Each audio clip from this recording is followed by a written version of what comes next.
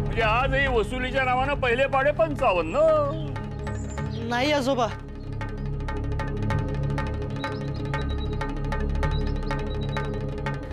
हे घ्या कोल्हटकर आजोबांची वसुली. काय सांगतोस काय? अरे कोल्हटकरांच्याकडून वसुली केलीस म्हणजे मोठीच बाजी मारलीस. नारायणा, नारायणा, अरे लवकर ये. चिरंजीवानी मोठाच पराक्रम केलाय. नारायणा, आलो आलो काका आलो. काय काय केले आता ह्याने? ही कोल्हटकरांच्याकडची वसुली. चिरंजीवानी आणले, मोठाच पराक्रम केला. तुला आणि मला जमलं नाही ते करून दाखवलं. हो आश्चर्यच आहे. कोल्हटकर म्हणजे काही सरळ माणूस नव्हे, महाखट तो. त्याच्याकडून वसुली म्हणजे वेळेचा अपव्यय आणि हाती शून्य. शाबास सदा. पण जमवलेच कसे हे? मी नाही, यशोदेने करून दिली वसुली. काय ते कसे? गंमतच केली त्यांनी. आम्ही सारे आधी लपलो होतो, मग यशोदेने सखूस पाठवले आजोबांकडे. आजोबा कोणाशी तरी बोलत होते अंगणात. मग सखूने तिकडे भोकाळ पसरले आणि सखूने तक्रार केली की तिचे भाऊ तिला ओरडतात. हा काय प्रकार? ऐका तर खरे.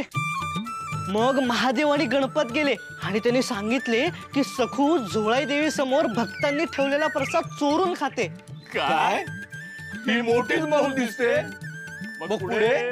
आणि मग यशोदा गेल्या आणि त्याही सखूस रागे भरू लागल्या. पण या सगळ्याचा वसुलीशी काय संबंध?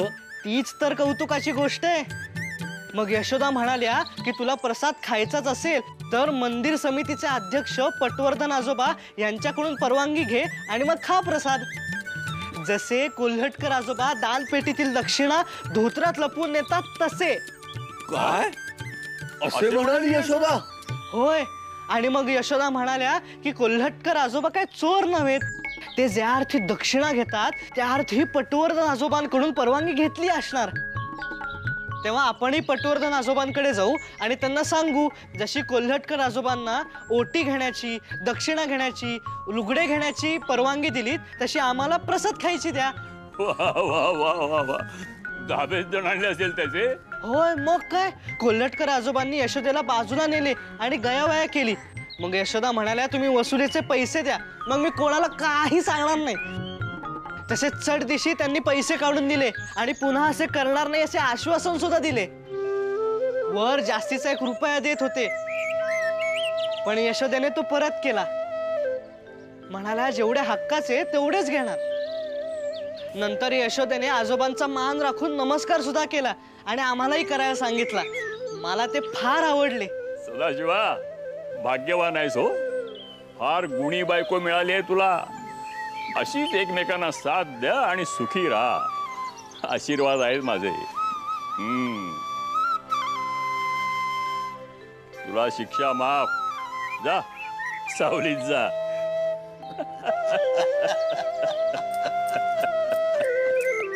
शेवटी या शिक्षेतून वाचवायला सुद्धा बायकोच कामी आली त्याच्या.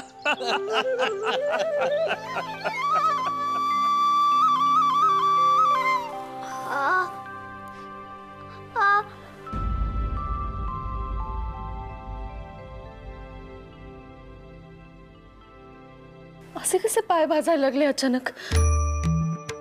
घरात तर होतीस तू. माझ्या बाबतीत असे व्हायचे. आमच्या यांना बाहेर काही दुखले खुपले तर त्याची आज मला लागायची. मला जखम झाल्यासारखी रडायची मी.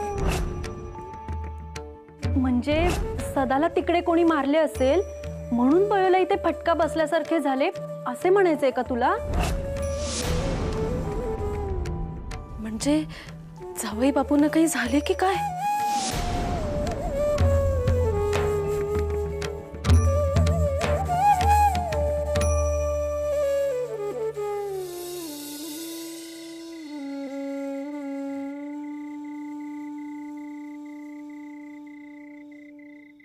बापू बोलावलेत? हो नारायणा. तुझ्या आईची काय खबर बात? नाही. उत्तम झालं. ही शहाजोगबाई आळंदीला गेली. इथे बसून उद्योग करण्यापेक्षा तीर्थयात्राच करा म्हणावे आता. प्रपंचातले लक्ष काढा. तुमची अर्धी लाकडं मशनात गेली. माझीही गेली आहे म्हणा, पण मी कर्ता पुरुष आहे. शेवटच्या क्षणापर्यंत मी प्रपंच करणार.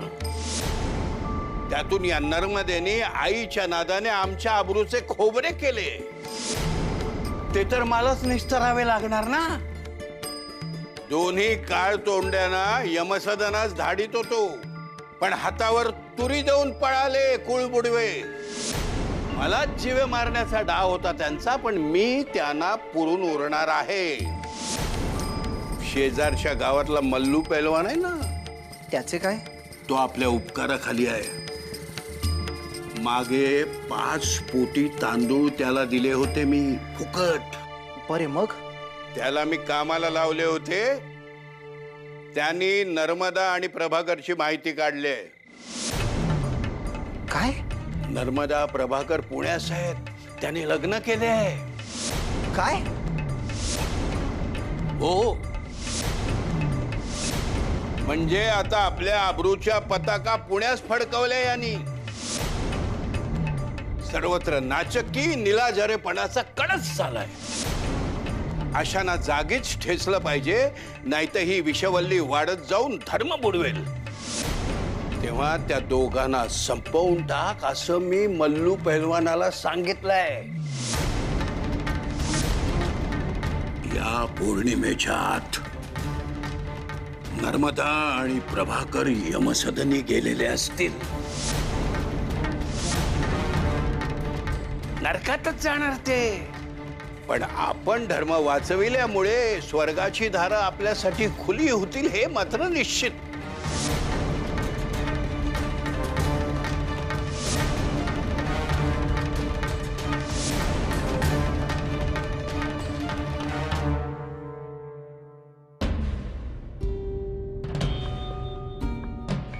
आता ही गुंगी आणणारी पूड आपले काम बरोबर करेल.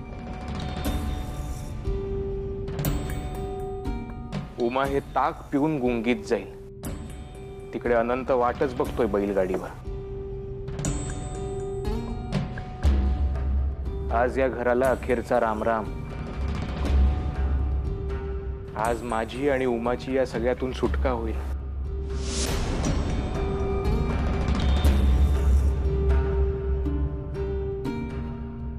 काय हो, काय करताय? अगं हे छान गोड ताक केलंय तुझ्यासाठी. जिरेपुडी घातलीये. घे, बसून पी. बस.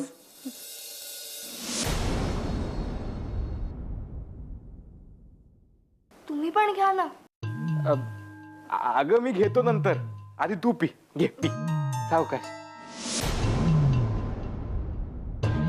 हा, सावकाश. कशी आहे चव?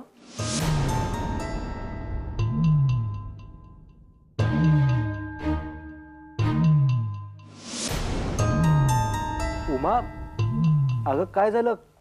काय होतंय तुला? कसं तरी होतंय. सांभाळ स्वतःला. उमा, बरं नाही वाटत आहे का? ये, उठ. सावकाश सावकाश. काय होतंय?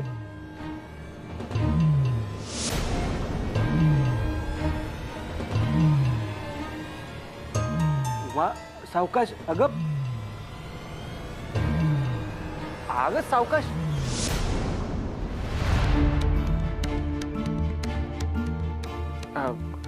उमा,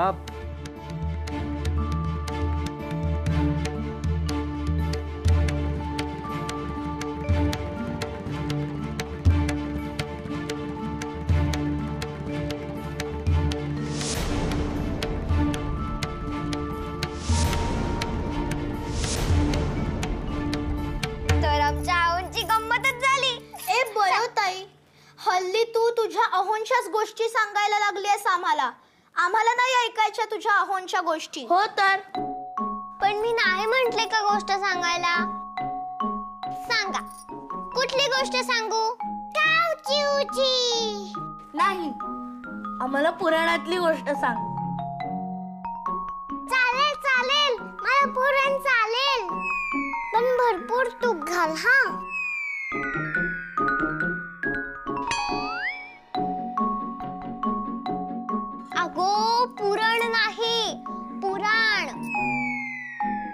असल्या गोष्टी ऐकूनच पोट भरते आपले. खरे? हो. मग सांग. कोणाची सांगू बरे? हा, आज मी तुम्हाला श्रीकृष्ण आणि सुदामाची गोष्ट सांगते. चालेल चालेल, सांग. तर फार फार वर्षांपूर्वी अस्मावतीपूर गावात एक सुदामा नावाचा गरीब ब्राह्मण राहत होता. भिक्षुकी करूनही त्याचे आणि त्याच्या परिवाराचे नीटसे भागत नव्हते. मग एक दिवस त्याला त्याची बायको म्हणाली, काय हो, तुम्ही म्हणता की द्वारकाधीश श्रीकृष्ण तुमचे बालमित्र आहेत, मग जाऊन त्यांना एकदा भेटा की. ते उदार आहेत, परोपकारी आहेत. त्यांना जर हे कळले की आपला बालमित्र गरिबीत दिवस कंठत आहे, तर ते धनधान्य देऊन आपल्याला नक्की मदत करतील. ते आपले दारिद्र्य कमी करतील. मग ऐकले का त्याने बायकोचे? हो, म्हणजे सुदामाला थोडा संकोच वाटत होता, पण बायकोच्या आग्रहाखातर तो आपल्या मित्राला म्हणजे श्रीकृष्णांना भेटायला तयार झाला. तो द्वारकेला निघाला आणि मजल दर मजल करीत तो द्वारका नगरीत पोहोचला.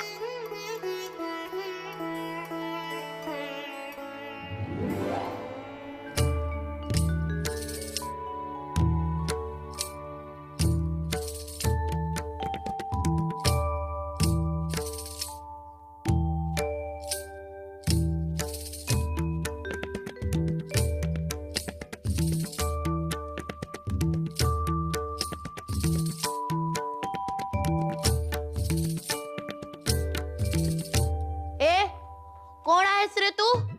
मी सुदामा. असशील, पण सरळ महालात कसा आलास? मी श्रीकृष्णाचा बालमित्र आहे. त्यांना भेटण्यासाठी फार दुरून आलोय. थापा मारू नको. तुझ्या अवतारावरूनच कळते आहे की तू दरिद्री आहेस. आणि कृष्णदेवांना भेटायला नाही, लुटायला आला असशील. काही नाही जायचे आत. नाही हो, खरंच आम्ही बालमित्र आहोत. निदान मी आल्याचा निरोप तरी द्या. मुळीच नाही. तू चालायला लाग. हो, निघ इथून. अहो, भेटू दे ना एकदा. निघ म्हटलं ना. चल जा इथून.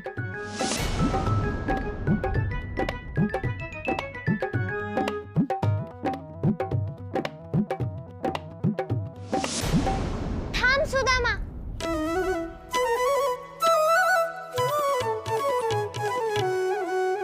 सानी सारे रे ग सानी सारे रे ग सानी सा ग रे म ग रे सानी सा सानी सारे रे ग सानी सारे रे. इतक्या दुरून आलास आणि आपल्या बालमित्राला न भेटताच निघालास.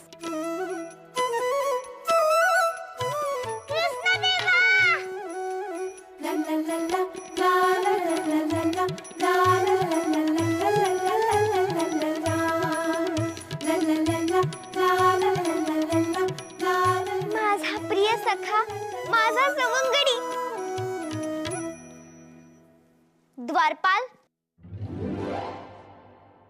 यांना अडवण्याचे धाडस कसे केले तुम्ही?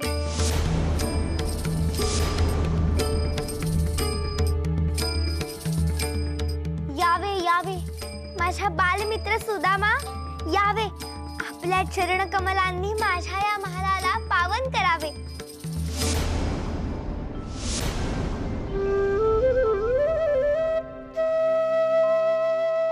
तर अशा रीतीने श्रीकृष्णाने आपल्या बालमित्राला म्हणजे सुदामाला आदरपूर्वक आपल्या दालनात नेले. तर पंचपक्वानाचे भोजन झाल्यावर श्रीकृष्णाने सुदामाला एका ठिकाणी बसवले आणि स्वतः त्याचे पाय चेपू लागले.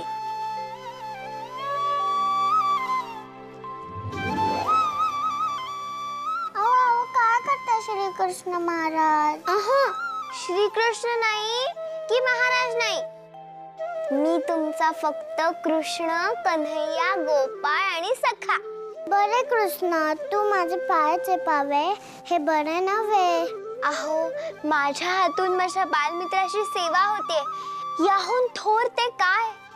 बरे मला सांग सुदामा, वहिनीने माझ्यासाठी काही भेटवस्तू किंवा खाऊ पाठवलाय का? क्षमा कर कृष्णा, गरीब ब्राह्मणाची बायको काय खाऊ देणार. तुला आज का ओळखतोय मी, आठवते का? गुरुकुलात गुरुमाईने दिलेले चणे तू एकट्याने फस्त केले होतेस. नको टाकत तू आठवणी, मला वाईट वाटते. यावेळीही बहिणीने माझ्यासाठी दिलेला खाऊ तू स्वतःसाठी तळवून ठेवला असशील. पाहू बरे तुझे गाठोडे. अरे अरे कृष्णा नको, ऐक कृष्णा नको. कृष्णा, अरे नको कृष्णा.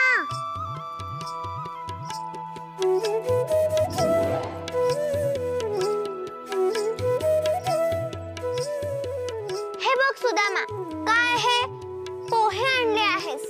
एकट्याने खाणार होतास ना, लब्बाड कुठचा.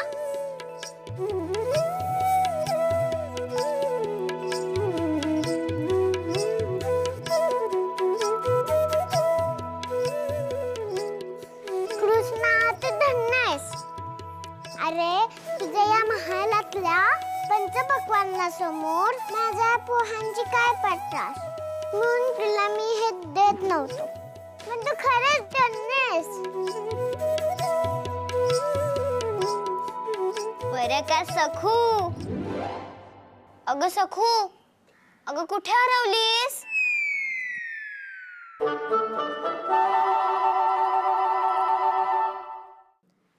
ए सखू, अगं मग पुढे. तर कृष्णाने मोठ्या चवीने ते पोहे खाल्ले. आता भेट झाली होती, बालपणीच्या आठवणी काढून झाल्या होत्या, त्यामुळे थांबण्याचे प्रयोजन उरले नव्हते. सुदामाने अनेक वेळा विचार केला की पत्नीने सांगितल्याप्रमाणे आपल्या दारिद्र्याविषयी सांगावे आणि मदत मागावी, परंतु त्याचे धाडसही झाले नाही आणि त्यास ते उचितही वाटेना. दुसऱ्या दिवशी श्रीकृष्णाने आपल्या मित्राची म्हणजे सुदामाची रिकाम्या हाताने पाठवणी केली. परतीच्या प्रवासात सुदामा विचार करू लागला की आता पत्नीला काय सांगू. माझ्या जीवाभावाच्या सवंगड्याने मला रिकाम्या हाताने परत पाठवले असे सांगू. कदाचित मी राजाचा मित्र आहे असा अहंकार माझ्या मनी निर्माण होऊ नये म्हणून त्यांनी असे केले असेल. परंतु हे पत्नीस कसे पटावे. परंतु मला रिकाम्या हाताने पाठवले हे काही उचित नाही केले हा कृष्णाने.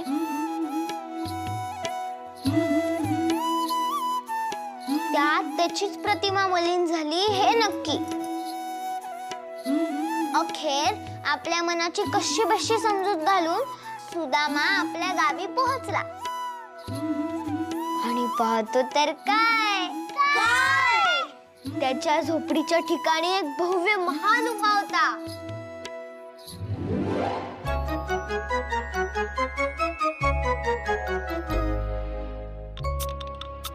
त्यांची पत्नी सुवर्णालंकार घालून त्यांची ओवाळणी करायला सज्ज झाली होती.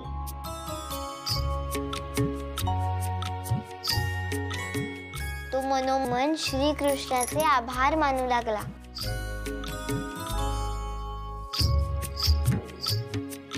तर तात्पर्य काय, सुदामाने भले प्रेमाने हक्काने मनात नाराजी व्यक्त केली, परंतु मित्राकडे याचना केली नाही, लोभ ठेवला नाही. तेव्हा निस्वार्थी भावनेने केलेले कार्य देवापर्यंत आपोआप पोचते आणि त्याचे उत्तम फळ मिळते. राधे कृष्ण की जय.